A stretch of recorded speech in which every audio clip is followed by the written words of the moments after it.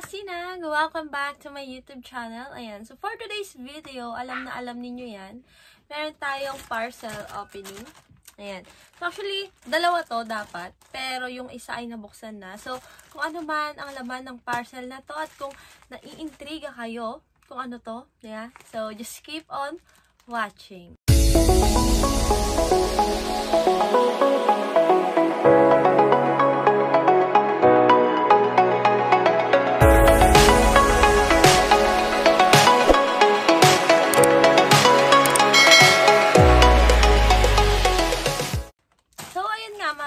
So, ang content or ang item natin for today is yung mga pinurchase natin sa ating atomic card, if you remember. And if you kung hindi ninyo, yan, Tagalogin na lang natin, di ba? So, kung hindi ninyo naaalala mga kasinag, ay iwan ko yung link ng video na yon, di ba? So, it's all about our atomic card, okay? Yung ating napakadaling applyan na credit card. So, ito nga po yun. So, if you remember, mga kasinag, ang ating binili doon is yung Tix Away. So, lahat yan ay papakita ko ngayon. Pero bago ako mag-start, mga kasinag, I just want to tell you that this video po is not sponsored. So, kung ano man po yung binanggit ko, like the Atomic Shop, kung ano man po yung bubuksan kong parcel, kung ano man ang laman nito, ay hindi po siya sponsored. Okay, so, ano pa bang inaantay natin, mga kasinag? So, bubuksan ko na to, since ito na lang naman na yung ating parcel na naiwan, di ba? So, yeah. Ayan. So, ano po siya?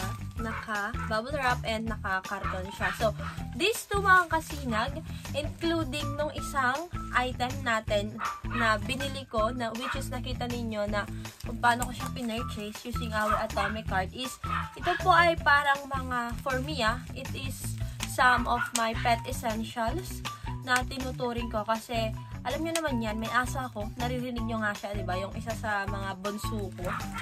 O, ayan, diba? Nagpapakitang gilas siya.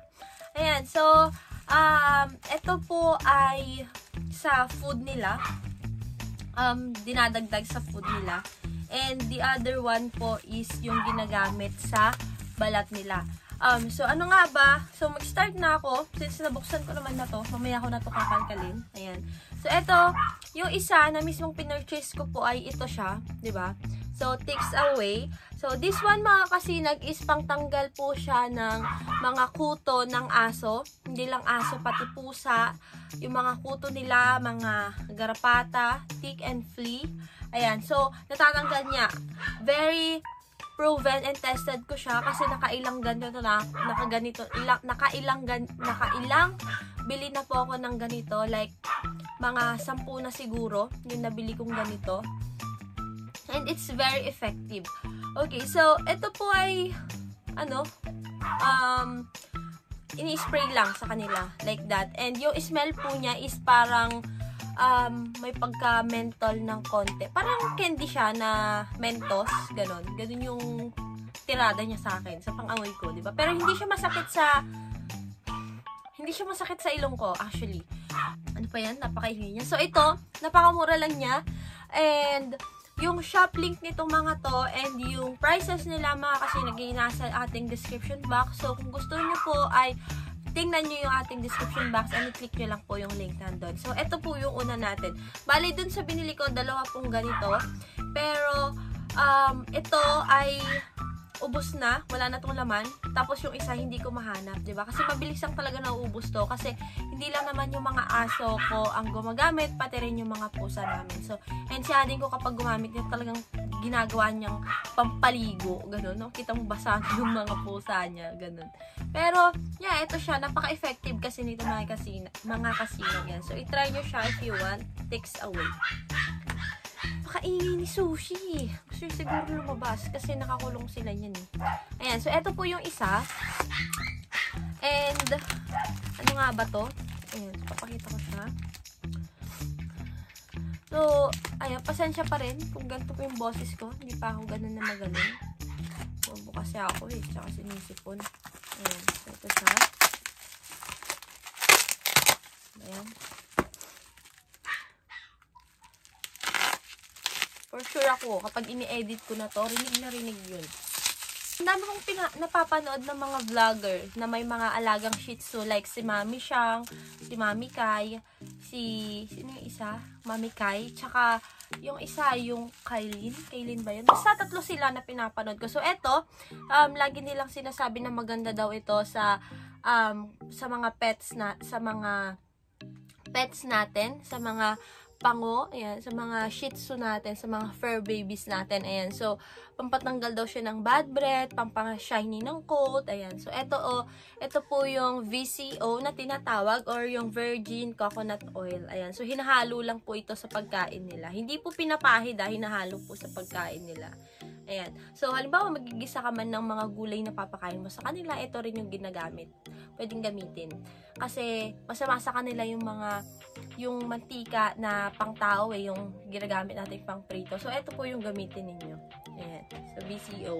So, nabili ko to sa Sneaky Paws. Ayan. Yung shop nila, napaka-trusted ko din. Kaya ilang beses na akong bili doon. So, ito, kung alam niyo yung amoy ng mga, anong tawag doon? Yung nilalagay sa ibabaw ng kakanin. Anong tawag doon? Hindi ko maalala yung mga, basta yung coconut, basta yung mga nilalagay sa ibabaw ng kakanin, maglalagay ako ng picture niya dyan. Yun, nakalimutan ko yung pangalan niya pero yun, ganun yung amoy niya, tsaka yung mantika niya kapag niluluto yun. Yun, ang bango-bango nito. Ayan, so ito siya mga kasinag. And last one, and so, yung limang dalawa dito is, and,